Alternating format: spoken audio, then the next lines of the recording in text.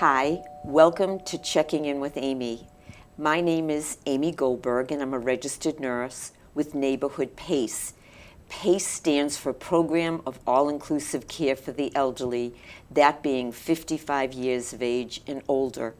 Our catchment area is East Boston, Chelsea, Revere, Winthrop, and Everett, Malden, Medford, Melrose, Stoneham, and Boston's North End.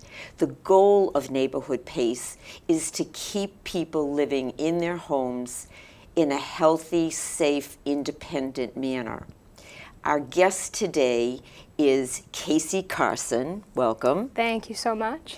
And what we're going to talk about today is grief and loss. And because this is the time of the year, it's the holiday season, we see a lot of anxiety and depression and so forth around grief and loss. So let's talk about some common losses that people might be experiencing. Sure. So common losses, I mean, everybody experiences loss, right? But, you know, as people age, the losses become bigger and more frequent, certainly. Some common losses that everybody experiences from time to time: loss of independence, siblings and children, spouses either by death or divorce, terminal and or chronic illness diagnoses, cognitive impairment, physical ability, pets, and loss of home and or job. Today we're going to be mostly focusing on the loss of a loved one because it's a universal loss. Sometimes people, and I could be one of them, that worry about things before they even happen. You know, you're just like, oh, this could happen. And then you're anxious about losses, and they haven't even happened yet. So do you want to talk about that? So that's called anticipatory grief. It's the first phase of grief, and it happens when you or your loved one are expecting to die. So when somebody's anticipating somebody else to die, they may feel sadness or tearfulness. They may experience insomnia, or on the opposite end, sleeping too much, some other physical problems that may come with anticipating a loss, whether that's physical pain, trouble with your memory, disorientation. Guilt is another big component of anticipatory grief. Sometimes the person who is expecting the loss of a loved one will wonder, why not me? Why is it my loved one that's sick and I'm not? There's anxiety and fear, as I mentioned before. You're anticipating something to happen before it does. Replaying of the event is another big piece of anticipatory grief, focusing so much on the time of death, how the death is going to occur, the funeral. All of these pieces can replay in somebody's mind over and over before it actually happens, which in turn causes anxiety. And then ultimately anger and loss of control of other emotions, whether that's angry at the loved one for becoming sick, yourself. Sometimes people are angry at God or whoever they feel is their higher power. So it can be challenging for people. I know. And so let's talk about coping with anticipatory grief. What can people do instead of just sitting around worrying and being anxious? Maybe there are things people can do. Sure. So one of the biggest things that people can do is let the emotion out. So often we think, oh, if I just forget about it, if I just push it aside, it's not going to happen. Unfortunately, that's not the reality, and it will happen, and it's going to take you recognizing that it's going to happen. So expressing your emotions. Sometimes finding support groups can be really helpful. Spending time with your loved one. Don't forget that your loved one is still alive. And so often we forget that this person is still living because we're too busy planning for their death. We forget to enjoy our time that we have with them. Involving children is also really necessary if they're part of the loved one's life. And Amy, I think you were telling me when we were doing this, an incident when you were younger, if you wanted to share that. Right. So basically what happened is, in my family growing up, I was an only child, and they were always protecting me. So when my grandmother actually passed away, I was told to go to the back of the room and don't move, just stay back there. So really I wasn't part of anything. And so death and losing someone was very, very difficult for me as the years went on because it wasn't considered part of the life process. Sure. Yeah. So introducing death as part of the life process to children will hopefully instill a sense of this is what life is all about. Right. I will go through this for the rest of my life, and how can I manage this better as I get older? So thank you. And another component of coping with anticipatory grief would be spirituality. Some people run from spirituality when they're anticipating such a big loss. Like I said earlier, they can become angry. But there are a lot of people who find a lot of comfort in spirituality, whether that's reconnecting with a church group or other organization. And then one of the final pieces of coping with anticipatory grief is forgiveness. And this doesn't apply to everybody, but certainly taking care of unfinished business is important before somebody dies. You'd never want to lose somebody that you love and then feel that there was something more you could have said or should have said. So forgiveness can be a really helpful, healing moment for both the loved one and the person who is about to die. And I've told, everyone that over the years. I said, you really need to, just like you said, finish business, express how you feel to the loved one. And many times people that are at the end stage of life might not be able to talk to you, but they hear everything that you're saying. So even if you weren't able to talk in a dialogue back and forth, at least you'll be able to express yourself to them. Yeah. The next thing is acute grief. So you found a very nice saying that I thought was beautiful. And for acute grief, it said, no one ever told me that grief felt so like fear. So let's talk about acute grief. What should someone look for? So acute grief is the immediate aftershock after somebody passes away.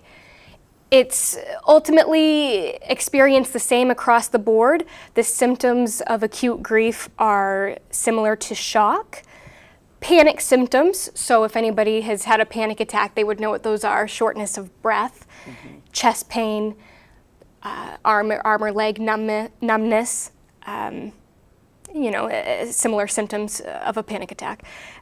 Crying or sobbing, loss of appetite, loss of sexual drive, anxiety and or depression, avoidance or dependence.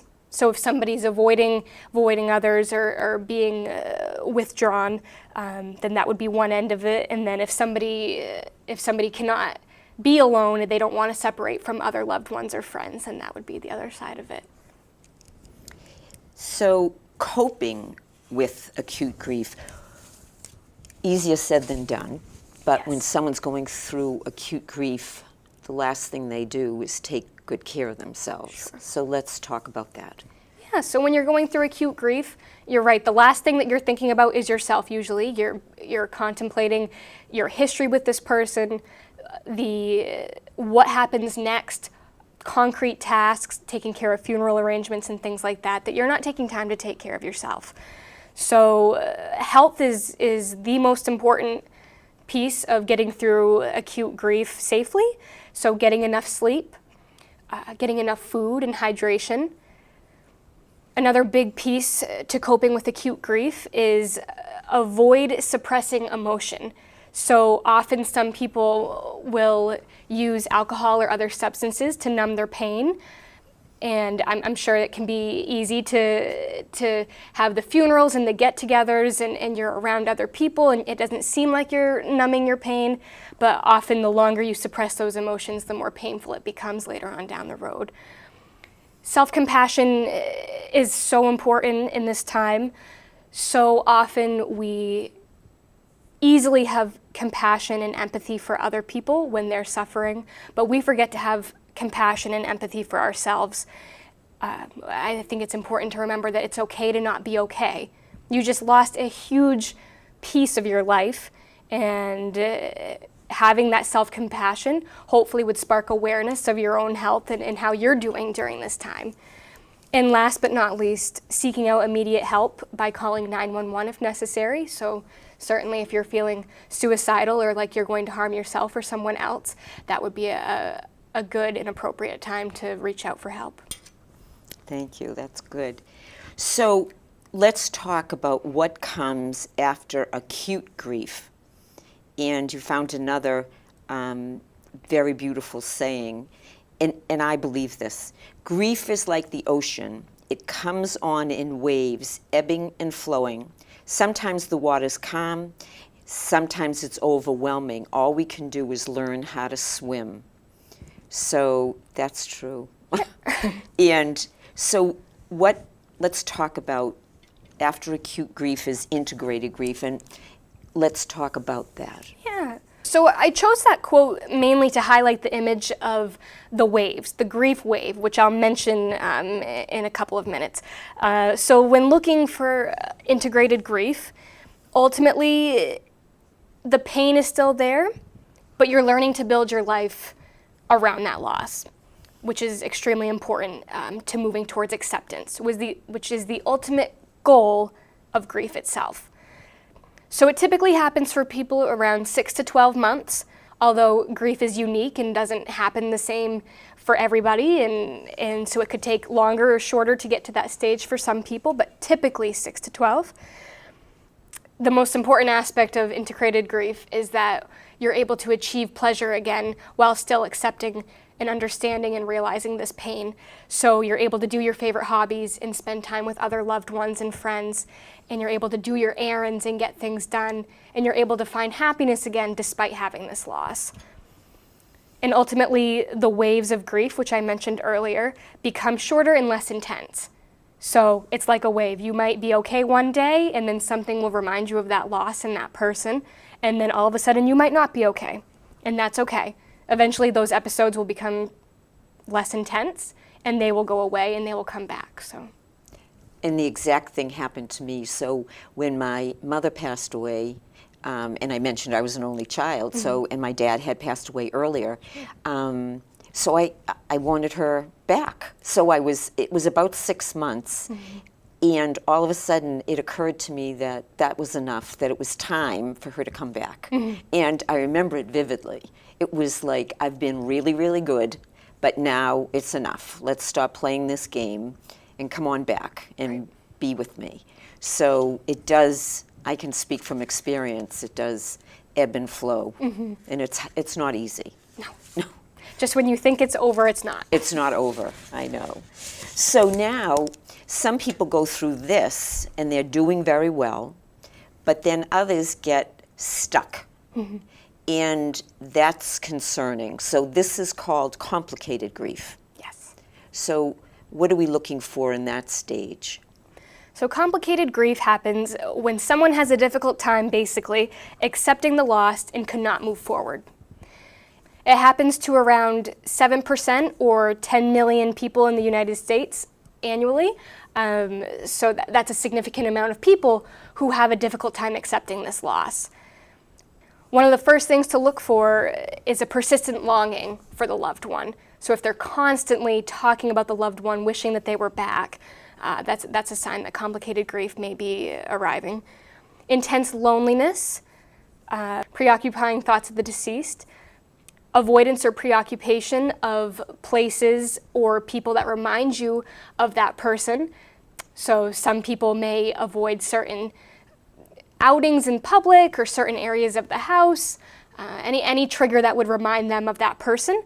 Anger and pain or other physical symptoms. So like I said before, headaches, body aches, etc. So this complicated grief, if it goes on, for how long would you say you'd be concerned or you'd want to seek out help?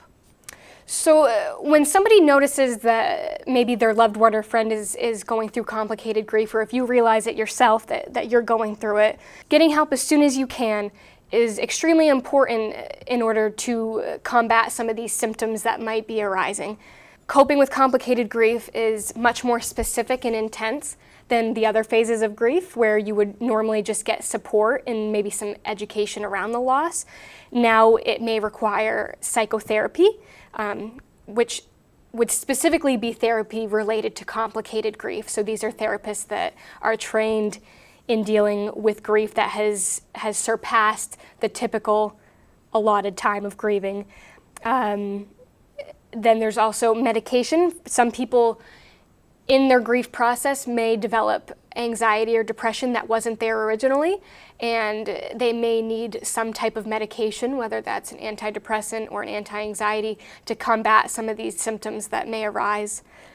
And a lot of people benefit from spiritual counseling. So like I've said throughout this thing, a lot of people become angry with God or religion in general, anything that they view as their higher power, and it can be so healing to get spiritual counseling and to reconnect with something that's higher and bigger than yourself, and can provide a lot of comfort for people. And like I've said before, seeking out immediate help in this phase, if necessary, by calling 911 is extremely important.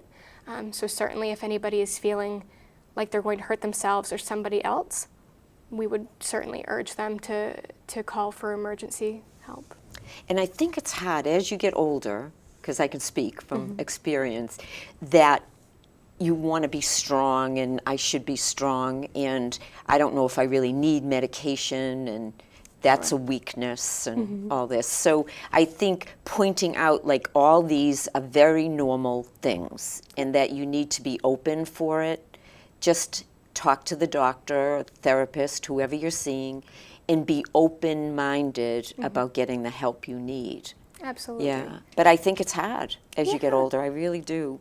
So I want to know, how can just someone listening today, how can they help? Just, they're not therapists, they're not the doctors and the nurses and everything. They're just people who love you and want to help you. So what can they do?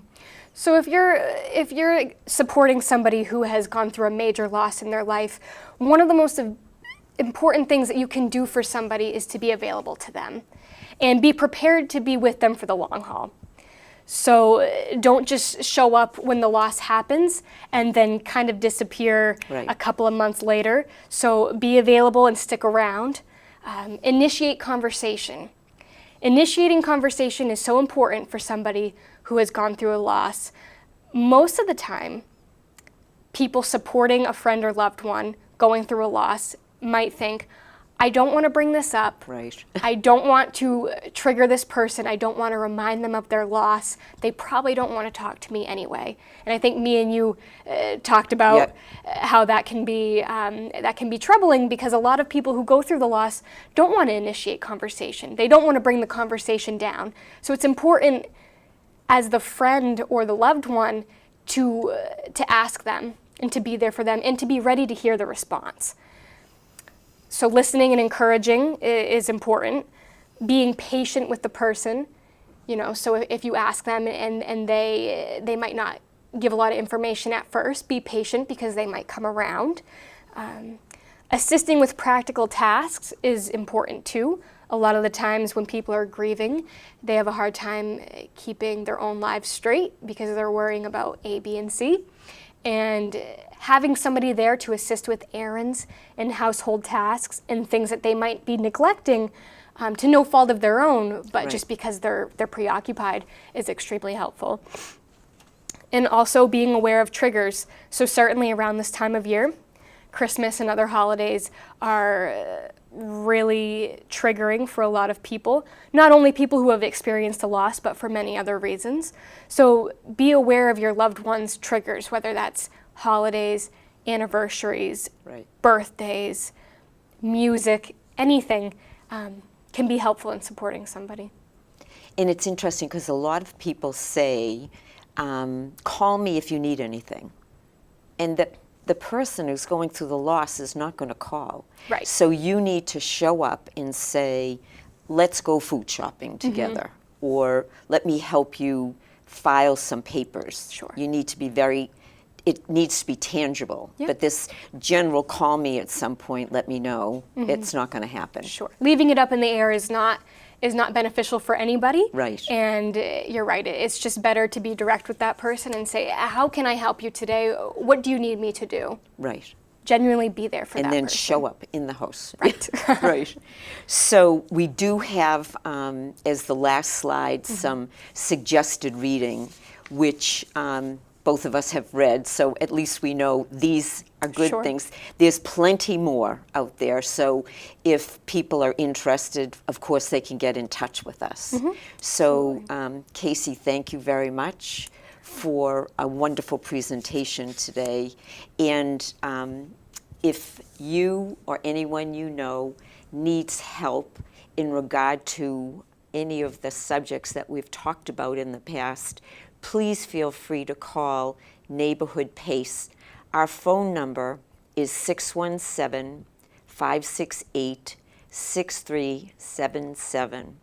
And until we meet again, please be well and take care of yourself. Bye now.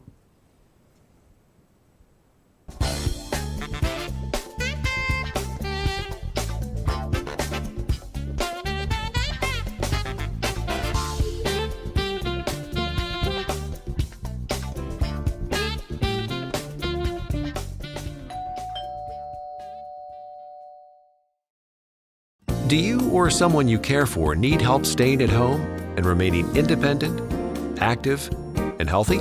Neighborhood PACE, an approved and sponsored program of Mass Health and Medicare, provides all-inclusive health care for adults 55 and older. Doctor's visits, medication, transportation, socialization. What else could I need? I get it all through Neighborhood PACE. To learn more about how the Neighborhood PACE program can help, visit neighborhoodpace.org.